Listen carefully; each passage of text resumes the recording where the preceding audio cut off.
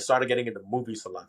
One of my boys, Michael, shout out to Michael Petruccio. He is the one who really got me into film. He was the original film buff in our class, and in high school he put me onto all the Quentin Tarantino movies and Martin Scorsese's films and the Coen Brothers movies, and I'm like, this is awesome. This is like something I want to be involved in somehow. And eventually we had a film class in junior high school. That's when I, for the first time, envisioned myself in the director's seat and in front of the camera as an actor. And I'm like, you know what? I just want to be an artist, man. Like I want to be obviously a singer in some capacity or like a rapper, and I also want to be like a movie maker, because I see the magic behind the film. I've seen that from since I was watching Rajini movies when I was like a year old, right?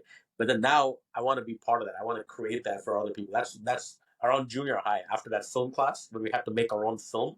That's when it really kind of hit, like had that light bulb moment, that I wanted to be an artist. That's how it evolved into that. Very cool. So we expect the Shibu Spielberg, iteration soon enough. Of course, of course. That's awesome. And I think with that, what was like the first type of film or production that you ended up working on during junior middle or junior high? So we made this film for our class where it was like a crime drama, and at the time there was this film that heavily inspired us called The Departed. It's a classic Martin Scorsese's movie, DiCaprio, Mark Wahlberg.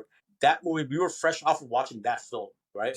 We were like, let's make a movie just like that. Right? To some parents, it was controversial because there was like so many death in that like short film we made, but it was like a short film called Nocturnal Sun, right? And I played a villain in the movie. I played the bad guy.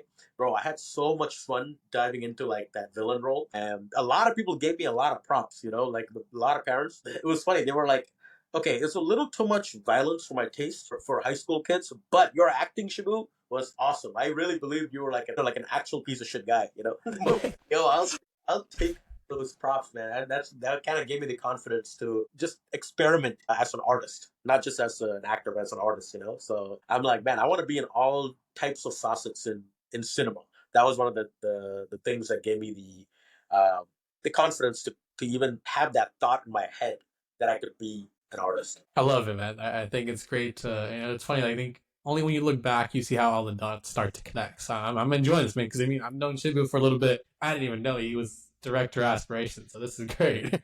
So with that, cool, man. So, let's fast forward from junior high to Shibu's an adult. You're a thriving professional. Or I think somewhere along the lines, right? Like you decided to make that decision like, hey, I want to start to put out music. So what was that moment for you where you're like, hey, you know what? I'm going to just drop this first. I'm going to have a vision for a project. I'm going to work on it, and then I'm going to release it. So talk to me about that.